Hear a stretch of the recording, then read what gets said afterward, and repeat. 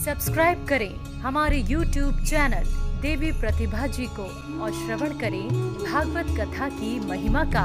साथ ही bell icon को दबाना ना भूलें। विद्या अध्ययन हम करते हैं लेकिन विद्या हमें प्राप्त नहीं हो रहा है।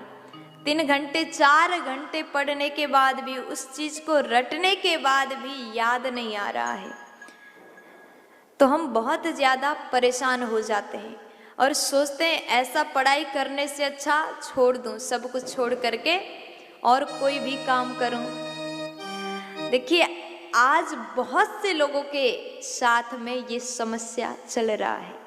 पढ़ाई में मन नहीं लग रहा है, पढ़े हुए चीज को हम बार बार भूल रहे हैं।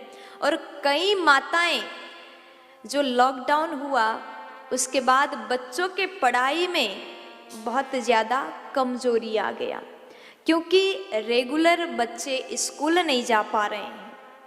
वो पढ़ाई जो पहले उनको प्राप्त होता था वो प्राप्त नहीं हो पा रहा है। और ऑनलाइन क्लास बच्चे पढ़ाई तो कर रहे हैं, लेकिन जिस प्रकार स्वयं स्कूल में जाकर के पढ़ाई करते हैं उस जैसा ऑनलाइन क्लास में बच्चे बिल्कुल ध्यान नहीं दे पाते।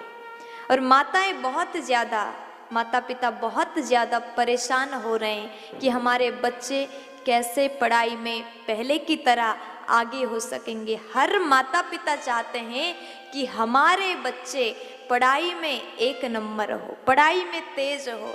जब आज अगर बच्चे पढ़ेंगे तो उनका कल जो है, उनका भविष्य जो है बहुत सुंदर हो जाएगा। इसलिए हर एक बच्चों को पढ़ाई देना, सुंदर शिक्षा देना बहुत जरूरी है। और हम बार बार अध्ययन करते हैं, बार बार भूल रहे हैं, तो ऐसे में क्या करना चाहिए? विद्या प्राप्ति के 4 अचूक उपाय हम आपको बताएंगे। आप अपने बच्चों के साथ में ये करा सकते हैं। अगर आप स्टूडेंट हो, आप भी पढ़ाई में कमज़ोर हो रहे हो, पहले की तरह नहीं बन पा रहे हो, पढ़े हुए चीज़ भूल जा रहे हो, तो आप ये 4 कार्य अवश्य करें। अगर आप ऐसा करते हैं तो आप पढ़ाई में बहुत तेज हो जाओगे, आपके दिमाग, आपके बुद्धि बहुत तीक्ष्ण हो जाएगा। क्या करना है? जब आप अध्ययन करते हैं, आपके अध्ययन कक्ष में आप पारद गणपति भगवान का प्रतिमा स्थापित करें। और सुबह शाम अध्ययन करने से पूर्व, अध्ययन के समय आप गणपति भगवान का पूजा करें। और साथ में एक सरस्वती मैया का प्रतिमा भी आप रखें। और आप सुबह शाम, देखिए, पढ़ने के सबसे सही समय सुबह के समय है। आप जब सुबह अध्ययन करने लगो तो उससे पूर्व गुलाब के सुगंधित धूप बत्ती आप जला करके आप थोड़ा सा घुमाएं और भगवान से प्रार्थना करें, हम जो भी विद्या अर्जन कर रहे हैं, जो भी हम पढ़ाई कर रहे हैं, वो हमें स्मरण रहें। आप कृपा करें। अगर आप ऐसा प्रार्थना करके पढ़ाई करने के लिए, अध्ययन करने के लिए बैठ जाओगे तो ये बात बिल्कुल सत्य है। आप जो भी पढ़ोगे बहुत जल्दी आपको याद हो जाएगा और आप वो भूलेंगे भी नहीं। ये कार्य अवश्य करें। और आप माता पिता भी अपने बच्चों के लिए ये कार्य अवश्य करवाएं।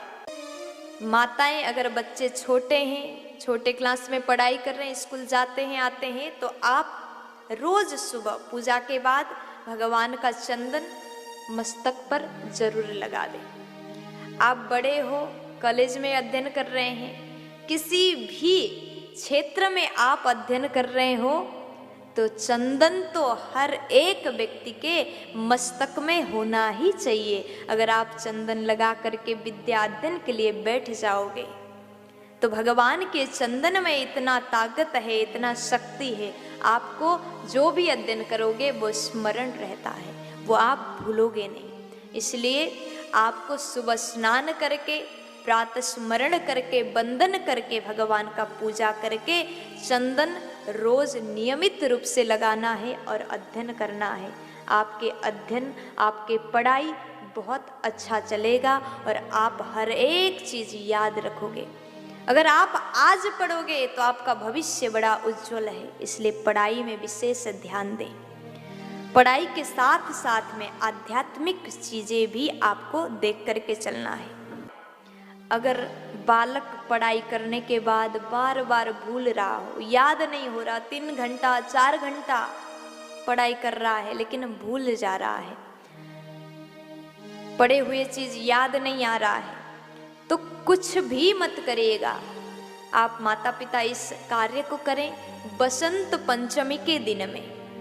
बसंत पंचमी जिस दिन हम माता सरस्वती का बड़े सुंदर विधान से पूजा करते हैं, क्योंकि माता सरस्वती विद्या देने वाली है, विद्या की दात्री माँ सरस्वती का पूजन के दिन बसंत पंचमी के दिन में बहती हुई नदी में बालक को आप खड़ा करें और वहाँ खड़ा करके ब्राह्मी आप अपने बालक को पिला दें। अगर आप ब्राह्मी की बूटी अपने बालक को पिलाते हैं तो उस समय आप ध्यान रखिएगा वो शरीर में नहीं गिरना चाहिए, उसके अंदर चला जाए। अगर आप ऐसा करते हैं तो उसका स्मरण शक्ति बहुत तेज हो जाएगा। हमारे आज के बच्चे कल के भविष्य है। अगर आप पढ़ाई करने के बाद भी याद नहीं कर पा रहे हैं तो आपको ये कार्य अवश्य करना है।